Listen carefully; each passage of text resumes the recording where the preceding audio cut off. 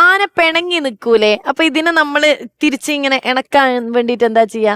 ആനക്കാനായിട്ടെന്ന് പറയുമ്പോ അത് അങ്ങോട്ടും ഇങ്ങോട്ടും ആ സ്നേഹത്തിന്റെ പുറത്ത് തീരാന്നുള്ള ഭാര്യയും ഭർത്താവും പോലെ. അയ്യോ എനിക്ക് ഈ മാമ്പിച്ചേട്ടനോട് ഒരു കാര്യം ചോദിക്കണം. കാര്യം കാളിദാസന്റെ പാപ്പാനായിരുന്നല്ലോ, എന്നിട്ട് ഇപ്പൊ കാളിദാസന്റെ പാപ്പാനല്ല. അല്ല. അപ്പൊ ഞാൻ ചോദിക്കുന്നത്, കാളിദാസനോട് ഭയങ്കര അറ്റാച്ച്ഡ് അല്ലായിരുന്നോ? അതെ ആയിരുന്നു. അല്ലേ? അപ്പൊ ഇപ്പോഴും കാളിദാസനെ കാണാൻ പോകും ഇടയ്ക്ക്? ഇല്ല നമ്മളകത്തുനിന്ന് പോകുന്നില്ലേ, പിന്നെ നമ്മൾ ചെയ്യണ തെറ്റല്ലേ. കണ്ടാ എന്താ ഉണ്ടാവുക?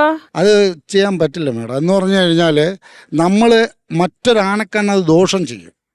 ദോഷം ചെയ്യുന്ന പറഞ്ഞാൽ പുള്ളി ഇത്ര വർഷം കൊണ്ട് തന്നെ കൈകാര്യം ചെയ്തുകൊണ്ടിരിക്കുന്ന, അപ്പൊ പുള്ളി ചെല്ലുമ്പോൾ പുള്ളിയോടായിരിക്കും ഏറ്റവും കൂടുതൽ താല്പര്യം ആണിക്ക്. അപ്പോഴ് ഈ പുള്ളിയെ വേണമെന്നും പറഞ്ഞാൽ ആ പുള്ളിയെ മറ്റേ ആനക്കാരനെ തള്ളിയിടും.